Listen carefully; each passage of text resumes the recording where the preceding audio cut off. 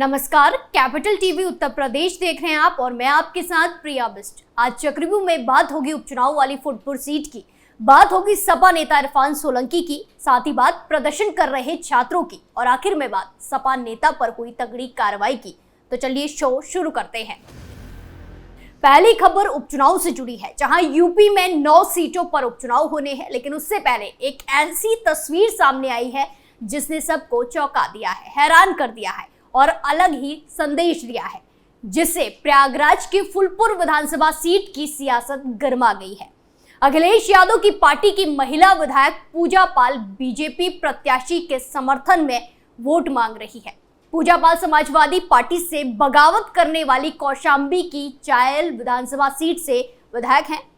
पूजा पाल खुलकर बीजेपी के समर्थन में आ गई है और बीजेपी प्रत्याशी दीपक पटेल के समर्थन में जनसंपर्क कर वोट मांग रही है। आपको बता दें कि पूजा पाल ने इसी साल हुए राज्यसभा चुनाव में भी क्रॉस वोटिंग कर बीजेपी को समर्थन किया था। इसके बाद कई बार वो सीएम योगी और डिप्टी सीएम केशव प्रसाद मौर्य से भी मुलाकात कर चुकी है। कुछ महीने पहले अपने पारिवारिक मंदिर के जीर्णोद्वार कार्यक्रम में उन्होंने डिप्टी सीएम केशव प्रसाद मौर्य को मुख्य अतिथि के तौर पर बुलाया था। सियासी हलकों में पूजा पाल के बीजेपी से नजदीकियों के कयास लगाए जा रहे थे। फुलपुर उपचुनाव में सपा विधायक पूजा पाल खुलकर बीजेपी के समर्थन में अब चुनावी मैदान में उतर गई हैं। पूजा पाल के बीजेपी के पक्ष में प्रचार करने के कुछ वीडियो भी सोशल मीडिया पर सामने आए हैं, जो काफी ज्यादा वायरल हो रहे हैं।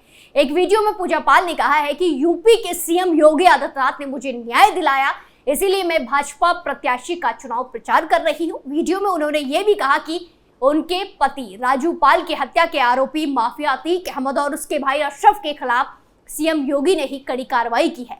25 जनवरी 2005 को प्रयागराज के शहर पश्चिमी विधानसभा सीट से तत्कालीन बसपा विधायक राजू पाल की दिन दहाड़े गोलियों से भूनकर हत्या कर दी थी। सपा विधायक पूजा पाल पूर्व विधायक राजू पाल की पत्नी है। उनके पति की हत्या का आरोप माफिया अतीक अहमद और उसके भाई अशरफ पर लगा था। इस मामले में पूजा पाल की लंबी कानूनी लड़ाई लड़ी। हालांकि अतीक और अशरफ की हत्या हो चुकी है, लेकिन राजू पाल हत्याकांड में शामिल कई हत्यारोपियों को सीबीआई कोर्ट लखनऊ ने सजा भी सुनाई है। राजू पाल के हत्यारोपियों को सजा दिलाने में यूपी की योगी सरकार ने पूजा पाल की मदद की थी, जिसके बाद पूजा पाल का झुकाव राज्यसभा चुनाव में बीजेपी की ओर हुआ था और अब वो बीजेपी प्रत्याशी के लिए वोट मांग रही हैं। खबरों में आगे बढ़ते हैं, जहां यूपी में उपचुनाव होने हैं और उपचुनाव वाली एक सीट सीसामऊ सीट भी है, जो इरफान सोलंकी को सजा होने के बाद खाली हुई है। तो वहीं अब इरफान सोलंकी को इलाहाबाद हाई कोर्ट से जमानत मिल गई है, लेकिन कोर्ट ने उनकी सजा पर रोक से इनकार कर दिया है। कोर्ट के फैसले से कानपुर की सीसामऊ विधानसभा सीट का सस्पेंस खत्म हो गया है। इरफान कानपुर की सीसामऊ सीट से सपा के निवर्तमान विधायक है। इस सीट पर भी 20 नवंबर को अब वोट डाले जाएंगे। आपको बता दें कि जस्टिस राजीव गुप्ता और जस्टिस सुरेंद्र सिंह की डिवीजन बेंच ने इस मामले में फैसला सुनाया है। विधायक इरफान सोलंकी और उनके भाई रिजवान सोलंकी को 7 साल की सजा सुनाई गई थी। कोर्ट ने इस मामले में इरफान सोलंकी की सजा को बरकरार रखा है। फिलहाल के लिए उन्हें इलाहाबाद हाई कोर्ट से जमानत मिल गई है। इरफान सोलंकी को एक महिला के घर आगजनी करने के मामले में दोषी ठहराकर सजा सुनाई गई थी। आपको बता दें कि सपा विधायक इरफान सोलंकी, उनके भाई रिजवान सोलंकी के साथ साथ 3 अन्य आरोपियों ने नजीर फातिमा का प्लॉट हड़पने की लालच में उसके घर में आग लगा दी थी। इसी मामले में कानपुर की स्पेशल एमपी एमएलए कोर्ट ने उन्हें दोषी ठहराया और 7 साल की सजा सुनाई। 7 साल की सजा होने की वजह से इरफान सोलंकी की विधानसभा की सदस्यता निरस्त हो गई थी। इरफान सोलंकी ने ट्रायल कोर्ट के फैसले को इलाहाबाद हाई कोर्ट में चुनौती दी थी। दोषी करार दिए जाने और सजा के ऐलान के फैसले के खिलाफ उन्होंने हाई कोर्ट में अपील दाखिल की थी। अपील में अदालत का अंतिम फैसला आने तक ट्रायल कोर्ट के फैसले पर रोक लगाए जाने और जमानत के लिए उन्होंने गुहार लगाई। सुप्रीम कोर्ट ने भी इस मामले में पिछले महीने इलाहाबाद हाई कोर्ट को 10 दिनों में सुनवाई पूरी कर फैसला सुनाने का आदेश दिया था। वहीं इस मामले में यूपी सरकार की तरफ से भी हाई कोर्ट में गवर्नमेंट अपील दाखिल की गई थी। इरफान सोलंकी की अपील में जहां सजा को रद्द किए जाने की गुहार लगाई गई थी, तो वहीं यूपी सरकार की अपील में 7 साल की सजा को बढ़ाकर उम्र कैद में तब्दील किए जाने की मांग की गई थी। हालांकि सरकार की अपील पर कोर्ट की सजा बढ़ाने का कोई फैसला नहीं आया है। खबरों में आगे बढ़ते हैं। उत्तर प्रदेश के प्रयागराज में छात्र पिछले 4 दिनों से उत्तर प्रदेश लोक सेवा आयोग के खिलाफ विरोध प्रदर्शन कर रहे हैं। प्रदर्शन कर रहे छात्रों को पुलिस ने आयोग के बाहर से जबरदस्ती हटाना शुरू कर दिया।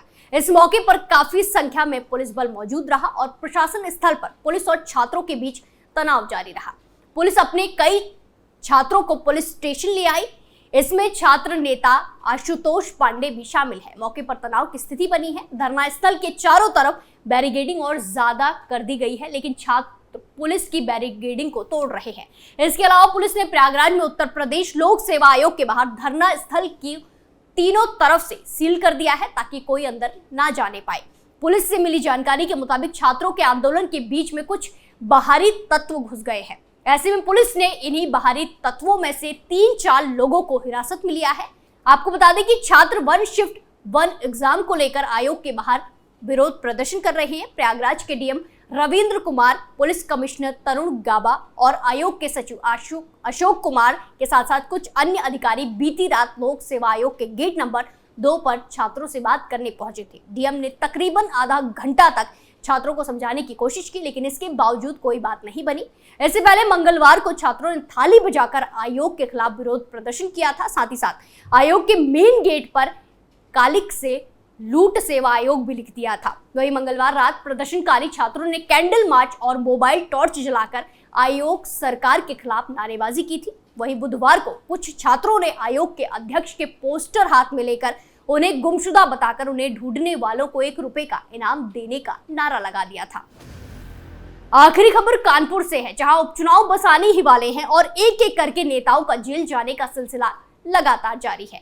उपचुनाव के बीच प्रशासन भी अपनी कार्रवाई कर रहा है। अब सीसामऊ सीट पर पुलिस ने समाजवादी पार्टी के विधायक अमिताभ वाजपेयी और उनके 125 समर्थकों पर थाने के अंदर घुसकर जबरदस्ती प्रदर्शन करने और गिरफ्तार सपा कार्यकर्ताओं को छुड़ाने के मामले में केस दर्ज कर लिया है, जिसके बाद राजनीतिक गलियारों में हलचल मच गई है। डीसीपी सेंट्रल दिनेश त्रिपाठी ने बताया कि सीसामऊ विधानसभा में होने वाले उपचुनाव को लेकर आचार संहिता लागू है। बावजूद इसके सपा विधायक अमिताभ वाजपेयी ने इंडिया गठबंधन के कार्यकर्ताओं के साथ मिलकर थाने में धरना दिया था, जिस पर सपा विधायक अमिताभ वाजपेयी के साथ साथ 125 लोगों पर मुकदमा दर्ज किया गया है। समाजवादी पार्टी के विधायक अमिताभ वाजपेयी पर आरोप है कि उन्होंने 8 नवंबर को थाने में आकर पकड़े गए सपा कार्यकर्ता अशोक कुमार गुप्ता को छुड़ाने के लिए प्रदर्शन किया, पुलिस के खिलाफ नारेबाजी की और जब पुलिस उसको अदालत में पेश करने के लिए थाने से ले जा रही थी तो उसको जबरदस्ती छुड़ाने की कोशिश भी की। तो वही सपा की तरफ से भी बयान आया है। सपा ने आरोप लगाया है कि हमारे कार्यकर्ता अशोक कुमार गुप्ता ने सपा प्रत्याशी नसीम सोलंकी को क्षेत्र में दौरा कराया। पुलिस ने इसे नाराज होकर उसको गिरफ्तार किया है, जबकि पुलिस का कहना है कि आचार संहिता लागू होने के बावजूद उसने भीड़ इकट्ठा की, जो कि आचार संहिता का उल्लंघन है, इसीलिए उसको पकड़ा गया है। वहीं सपा विधायक का कहना है कि पुलिस चाहे सत्ता के दरबार में कुछ भी कर ले, लेकिन हम अपने कार्यकर्ताओं के लिए और उन पर हो रहे उत्पीड़न के खिलाफ लड़ते रहेंगे। चक्रव्यूह में फिलहाल के लिए इतना ही, फिर पेश होंगे सनसनीखेज खबरों के साथ। बाकी तमाम खबरों के लिए देखते रहिए कैपिटल टीवी उत्तर प्रदेश। नमस्कार।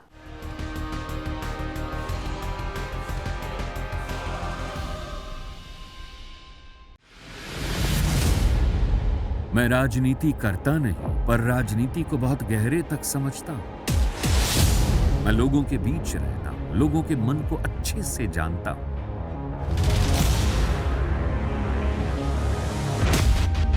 पब्लिक और पॉलिटिक्स की हर नब्ज को खूब पहचानता हूं। संघर्ष की सियासत से सत्ता के सिंहासन तक मैं हर खबर से खरा सच निकालता हूं।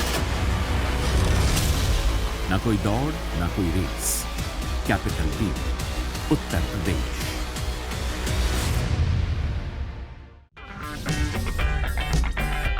अगर आपको हमारा वीडियो पसंद आया हो तो इसे लाइक करें, हमारे चैनल को सब्सक्राइब करें और हाँ, बेल आइकन दबाना ना भूलें ताकि आप तक हमारे वीडियो की नोटिफिकेशन पहुंचती रहे। आप अपना सुझाव हमें कमेंट बॉक्स में दे सकते हैं। हमारे साथ जुड़ने के लिए शुक्रिया।